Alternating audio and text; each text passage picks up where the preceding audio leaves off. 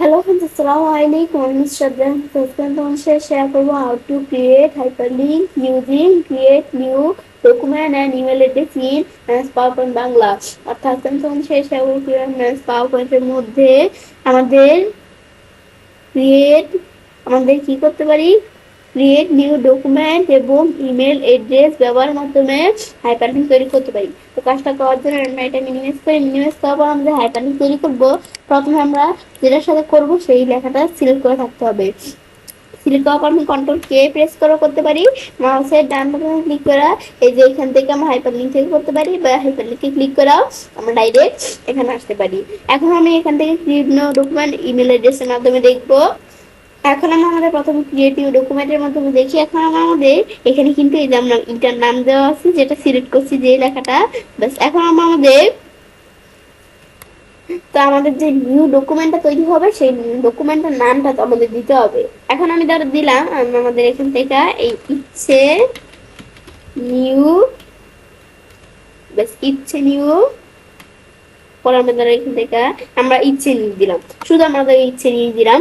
পরে আমরা আমাদের ফুল পাপ আমাদের যে ফাইলটা আসবে সেই আমাদের ফাইলের ফুল যে পাপটা আছে এটা এখানে দেওয়া আছে। আমি যদি চেঞ্জ করতে চাই চেঞ্জে ক্লিক করে চেঞ্জ করতে পারি। ফরেন টু এডিট আমরা আমাদের কি এখান থেকে আমরা আমাদের যে এখনই আমাদের এডিটের বিষয়টা কাজ করবে নাকি আমাদের আরো পরে। তা আমি এই যে এখান থেকে আমাদের এই যে যদি আরো পরে দিতে চাই লেটার দিব, আর এই যে আমরা আমাদের এডিট দা নিউ ডকুমেন্ট নাও দিলে এই যে এখনই হবে। আমি যেটাই দিব দেওয়ার পর আমি যদি ওকে দিই দিলে কিন্তু এমন চলে আসলো। এখন ক্লিক করলে কিন্তু এদের ইচ্ছে নিউ নামে কিন্তু এখানে একটা প্রেজেন্টেশন তৈরি হয়ে গেল, আর এখানে কিন্তু এদের তুমি স্টাইল তৈরি হয়ে গেল। এখন আমরা আমাদের যে লোকেশনটা আছে এটা আমি যদি দেখতে চাই, তাহলে আমি এখানে যদি আমরা আমাদের এই যে স্লাইড ভিউতে আসি, এখানে স্লাইড মোডে আসলে এখানে মাউস পয়েন্টার রাখলে এই যে আমরা আমাদের এখান থেকে আমরা কিন্তু লোকেশনটা দেওয়া আছে। ক্লিক করলে এদের এরকম আসতেছে, আবার যদি ক্লিক করি এদের এমনই আসতেছে। ধর আমরা আমাদের লোকেশনটা একটু ভালোভাবে বোঝার জন্য আমি যদি আমাদের এখান থেকে আমরা ফোল্ডারে আসি, আমাদের ডকুমেন্টসে আসি, আমি একটু খেয়াল করে দেখি এই যে ইচ্ছে নিউ নামে কিন্তু এই পাওয়ারপয়েন্ট প্রেজেন্টেশন আমি ডাবল ক্লিক করি, এখন ক্লিক করার সাথে সাথে কিন্তু এদের প্রেজেন্টেশনটা ওপেন হয়ে গেছে ইচ্ছে নিউ নামে। এখন এখানে আমরা যদি ক্লিক করে ধরো এখানে চলে আসলো, এটা আমি দেখলাম এই বিষয়টা কাজ করে। দেখার পরে এখন আমি যদি আবার আমরা এখানে আসি, আসার পর আমি আবার এলাকাটা সিলেক্ট করি, সিলেক্ট করার পর হাইপারলিংকে আসি, আসার পর এখন এখানে আসবো। এখন আমি যদি স্ক্রিন টিপের মাধ্যমে করতে চাই সেই ক্ষেত্রে আমরা আমাদের এখান থেকে আমরা ডকুমেন্টের নাম দিব, নতুন ডকুমেন্টের নাম আমরা আমাদের ধরো এখান থেকে আমরা কি দিলাম, ধরো এটা আমরা নামটা দিলাম এখান থেকে নুসরাত জাহান ইচ্ছে, ব্যাস দেওয়ার পরে আমাদের লোকেশন পাল্টাতে চাইলে পাল্টাতে পারো, পরে আমাদের যা আছে সেরকমই থাকবে।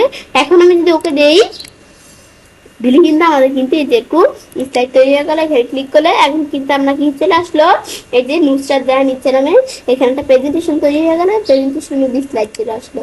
এটা দেখলাম। এখন লোকেশনটা দেখানোর জন্য আমরা এখানে এসে আমি দেখি নুসরাত জাহান ইচ্ছে, এখানে আমি যদি ডাবল ক্লিক করি নুসরাত জাহান ইচ্ছে নামে প্রেজেন্টেশনের মধ্যে স্লাইড এখানে চলে আসলো।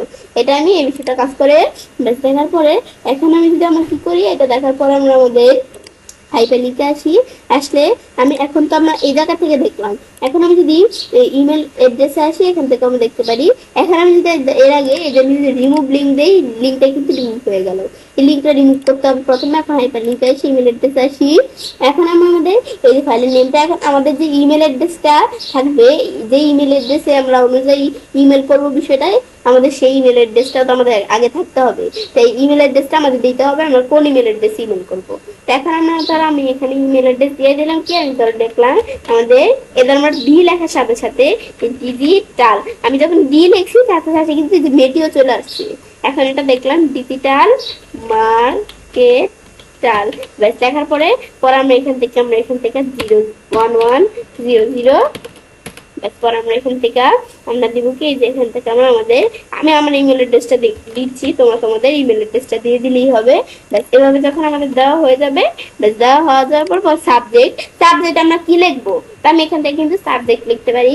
এখন আমি ধরো সাবজেক্ট আমরা এখান থেকে আমরা যা ভালো লাগে আমরা দেখতে পারি এখান থেকে সাবজেক্ট আমরা আমাদের এখান থেকে রিসেন্ট ইউজড ইমেল অ্যাড্রেস, আমাদের যেই ইমেল অ্যাড্রেস গুলো রিসেন্ট ইউজ করছি আমরা যদি সেগুলো দিতে পারি। এটা হচ্ছে এই বিষয়গুলা। ব্যাস দেখার পরে পরে আমি এখন যদি ওকে দেই, ওকে দিলে কিন্তু বিষয়টা হয়ে গেল। আর আমি স্ক্রিন টিপে যেখানে এসে আমরা স্ক্রিন টিপে বিষয়টা আগে দেখছি। ব্যাস দেওয়ার পরে এখন আমি যদি এখন আমাদের কি করে এখান থেকে এটা দেখার পরে এখন আমরা কিন্তু এই বিষয়টা হয়ে গেল। তো এখন যে আমাদের বিষয়টা হইলো এটা বোঝার জন্য আমি যদি এই যে স্লাইড চলে আসি, আসতে আমাদের এই যে এরকম আসলে এখানে আমি যদি ক্লিক করি, ক্লিক করলে এদের মেইলের এটা চলে আসলো। আর এখানে আমরা এখান থেকে যে অ্যাড অ্যাকাউন্ট আসার পরে যত লোক এই যে এরকম অপশন চলে আসলো। তো আমার কিন্তু চারিদিকে কেমন চলে আসছে। ব্যাস এখান থেকে আমরা কিন্তু এই বিষয়গুলো করতে পারি।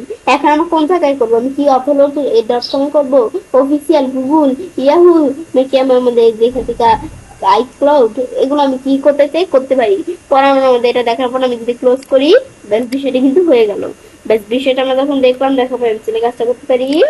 এবার আমি খুব সহজে পাওয়ার পয়েন্টের মধ্যে ক্রিয়েট নিউ ডকুমেন্ট এবং ইমেল এড্রেসে ব্যবহার করার মাধ্যমে আমাদের এখান থেকে হাইপারলিংক তৈরি করতে পারি। ফ্রেন্ডস, আমার আজকের ভিডিও তোমাদের ভালো লেগেছে তাহলে চ্যানেলটি সাবস্ক্রাইব, লাইক এবং সবার সাথে শেয়ার করবে।